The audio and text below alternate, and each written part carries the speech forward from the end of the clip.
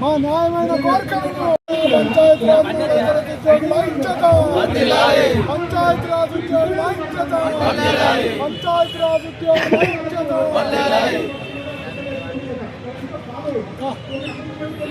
తెలంగాణ పంచాయతీరాజ్ 4వ తరగతి ఉద్యోగుల సంఘం హన్మకొండ జిల్లా శాఖ పక్షాన జేఏసీ తలపెట్టినటువంటి మహాధర్నాను విజయవంతం చేయాలనే ఉద్దేశంతో నా జిల్లాలో ఉన్నటువంటి 150 మంది సభ్యులతో ఈరోజు ఈ ధర్నాకు అటెండ్ కావడం జరిగింది. మా డిమాండ్స్ ఇవాటి కాదు, గత 30 ఏళ్ల నుంచి మేము సమస్యలను ఎదుర్కొంటూనే ఉన్నాము. ఈ సమస్యలకు కారణం ప్రభుత్వాలు.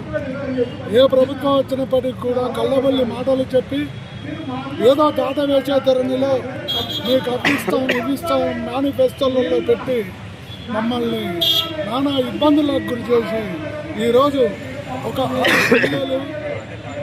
పిఆర్సీ 38 నెలలుగా పిఆర్సీ ప్రకటించకపోవడం, 6 డిఏలు చెల్లించకపోవడం, అలాగే మా అందరికీ చాలా ఇబ్బందులకు గురి కావాల్సిన పరిస్థితి వస్తుంది.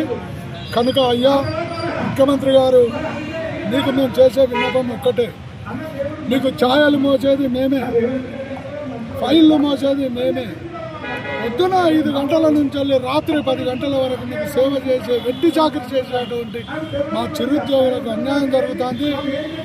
ఇది మీ దృష్టికి తీసుకురావాలనే ఉద్దేశంగా మేము సమ్మెలు చేయడం మా జన్మ హక్కు అనే కాకుండా, మిమ్మల్ని ఇబ్బంది పెట్టే ధోరణిలో కాకుండా మీకు మా బాధలు తెలవాలనే ఉద్దేశంలో ఈ సమ్మెలో పాల్గొనడం జరుగుతుంది.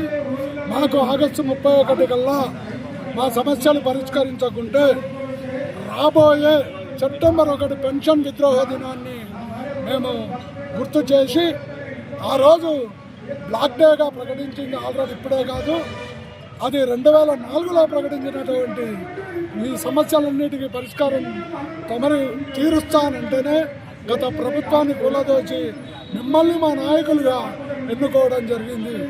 అయ్యా మా సమస్యలు పరిష్కరించండి, మా సమస్యలకు పరిష్కారం చూపెట్టండి, మా చిరు ఉద్యోగులకు న్యాయం చేయండి అని మిమ్మల్ని కోరుకుంటున్నాను.